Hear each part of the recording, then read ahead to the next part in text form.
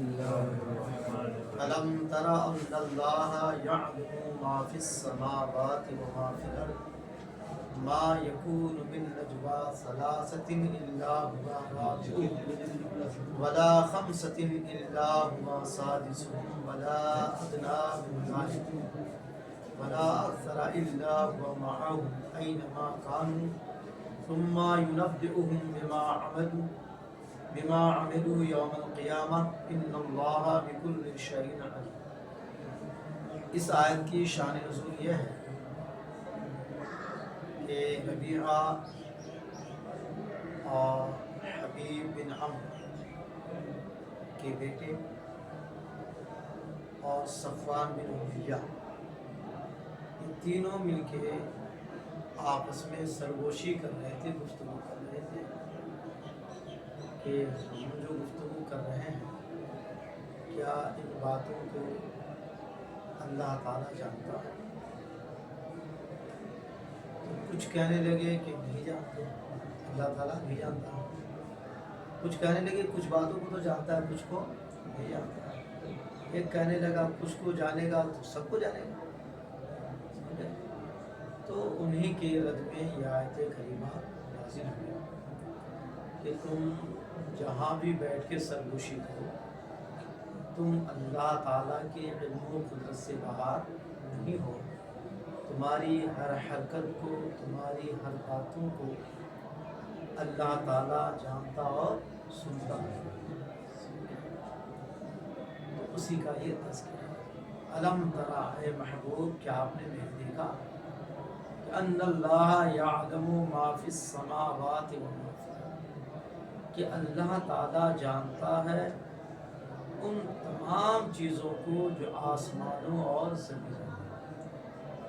ماں کلمہ عام ہے، رسول شاہ سے پڑھے ہو نا، ماں اور من کلمہ عام،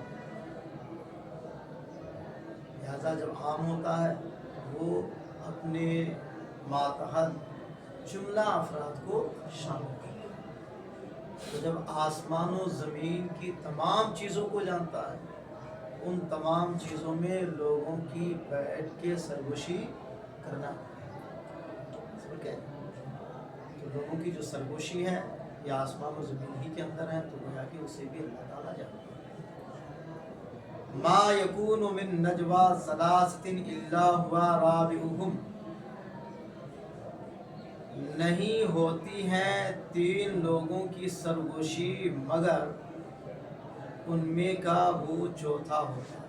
اور اللہ تعالیٰ، اب اس کا یہ مطلب نہیں ہے کہ اللہ تعالیٰ وہاں موجود ہوتا ہے۔ اللہ تعالیٰ زمان و مکان سے پاک ہے۔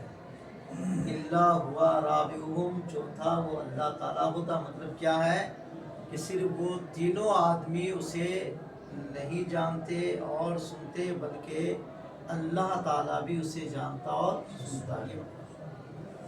اللہ زمان و مکان سے پاک ہے، ہر جگہ اللہ موجود ہے یہ نہیں کہہ سکتے، لیکن ہر جگہ اللہ کی قدرت ہے اور ہر شے اللہ کے علم میں ہے۔ تو کہیں بھی آدمی بیٹھ کے گفتگو کرے، اللہ تعالیٰ ان تمام چیزوں کو جانتا ہے۔ اس لیے امام اہل سنت سیدی سرکار اعلیٰ حضرت اللہ تعالیٰ فرماتے ہیں، چھپ کے لوگوں سے کیے جس کے گناہ وہ خبردار ہے کیا ہونا ہے۔ یعنی کہیں بھی بیٹھ کے لوگ کچھ بھی کریں، اللہ تعالیٰ ان تمام چیزوں سے واقف ہے۔ وَلَا خَمْسَةٍ إِلَّا هُوَ سَادِسُهُمْ، اور نہ 5 لوگوں کی سرگوشی مگر اس میں اللہ تعالیٰ ہوتا ہے۔ یعنی 5 آدمی مل کے بیٹھ کے گفتگو کرے، 6 آدمی مل کے بیٹھ کے گفتگو کرے، ہزاروں آدمی مل کے بیٹھ کے گفتگو کرے، مگر اللہ تعالیٰ اس کو سنتا ہے۔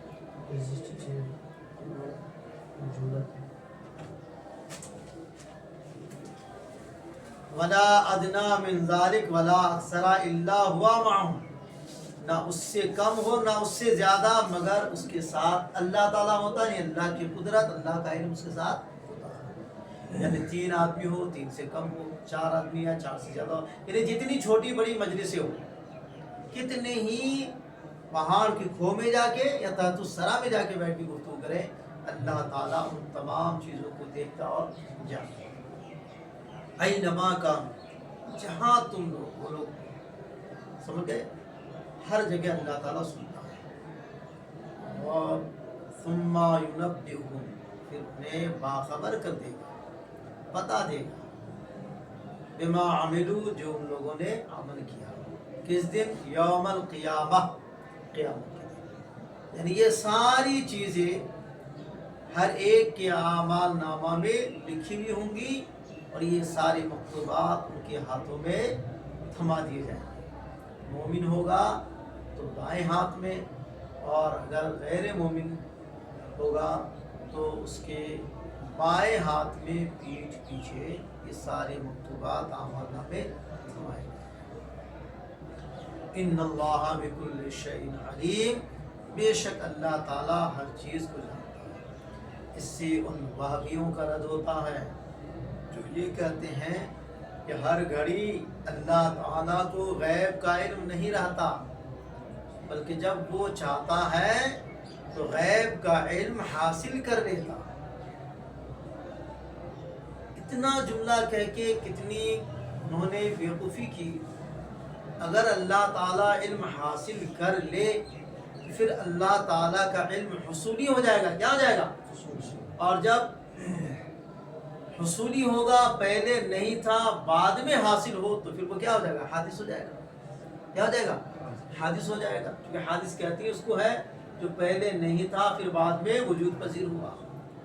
تو پہلے اللہ کو وہ اس چیز کا علم نہیں تھا، جب اس نے چاہا حاصل کر لیا تو حاصل ہوا، تو پھر وہ علم حادث ہوا کہ نہیں ہوا. جبکہ ہم سنیوں کا عقیدہ یہ ہے کہ جس طرح ذات باری تعالیٰ قدیم ہے، اسی طرح صفات باری تعالیٰ بھی قدیم ہے. تو علم اللہ کی صفت ہے کہ نہیں ہے؟ تو علم بھی قدیم ہے. اور ان لوگوں کے عقیدہ کے حساب سے علم کیا ہو جائے گا؟ حادث ہو جائے گا. اب اگر علم حادث ہو جائے تو پھر اللہ تعالیٰ حوادث کا محل لازم ہے کہ اللہ تعالیٰ کا، اللہ تعالیٰ حوادث کا محل نہیں ہے. اس لیے کہ جو حوادث کا محل ہوتا ہے وہ خود بھی حادث ہوتا ہے. الم تری الی الذین نہوا عن النجوى ثم یعودون لما نہوا عنہ، یہ یہودیوں اور منافقین کے حق میں نازل ہوا ہے.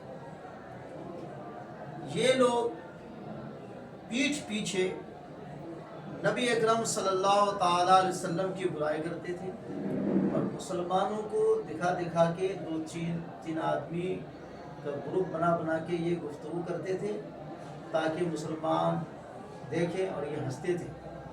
تو مسلمانوں کو تکلیف ہوگی کہ وہ سمجھیں گے کہ یہ لوگ کچھ کر رہے ہیں، کچھ ہمارے بارے میں کہہ رہے ہیں. تو اس طرح یہ کرتے تھے.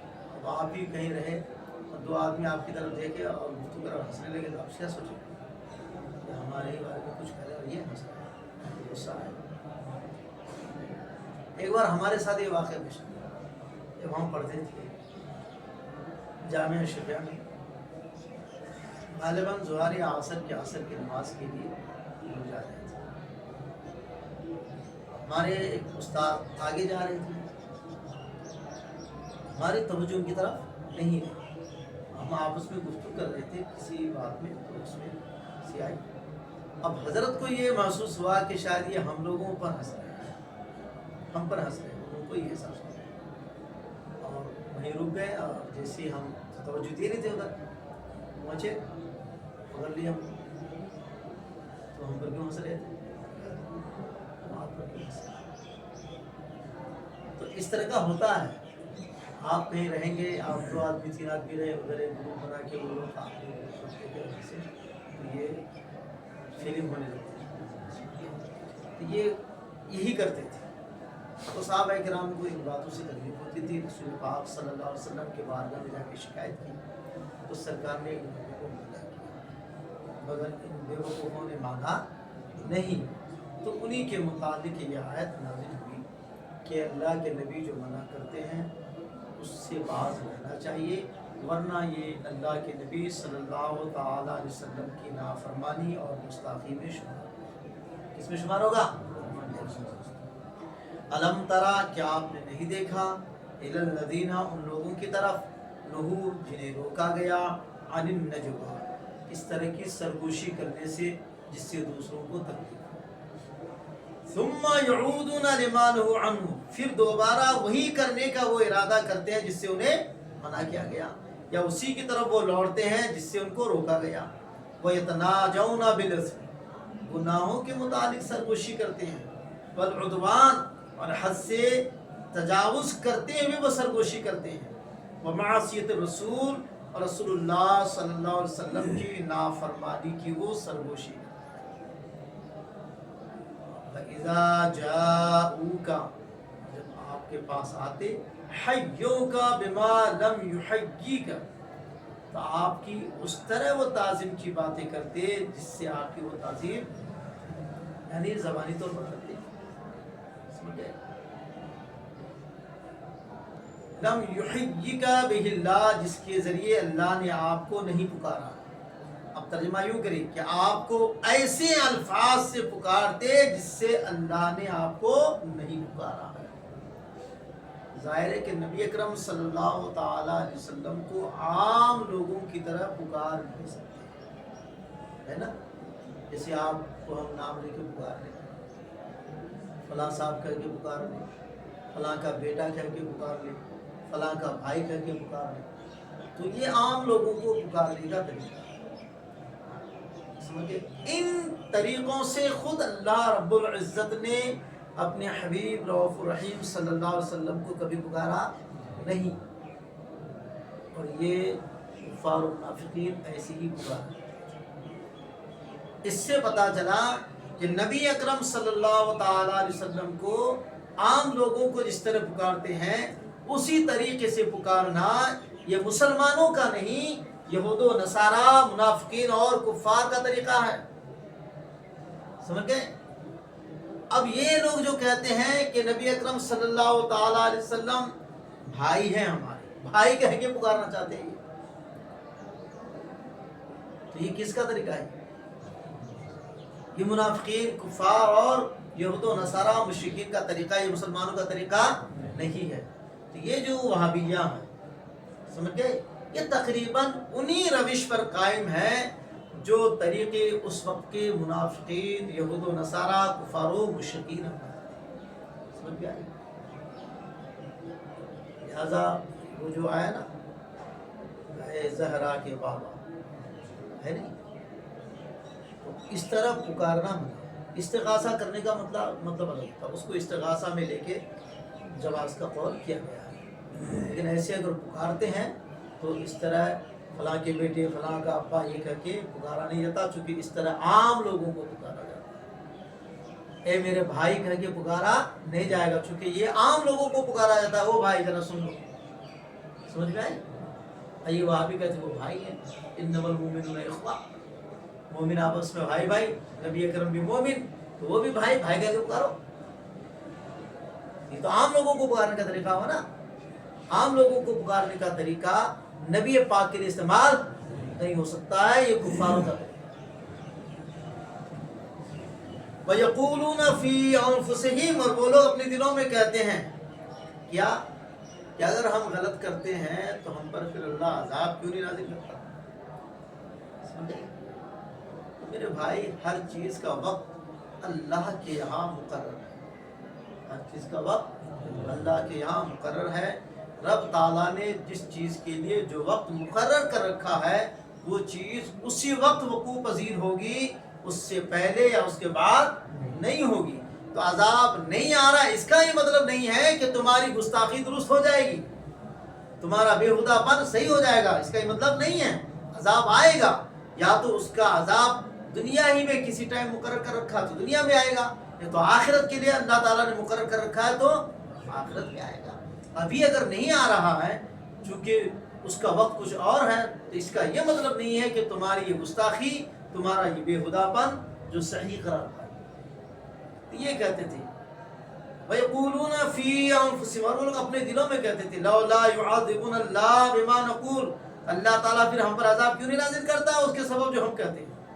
रब फरमाता हस्बुहुम जहन्नम, यहाँ अज़ाब नहीं, आखिरत के लिए जहन्नम तैयार है, वही जहन्नम उनके लिए काफ़ी है। यस्लौनहा, जिसमें वो लोग दाखिल होंगे, फबिइसल मसीर, کیا ہی بری ہے وہ پلٹنے کی جگہ.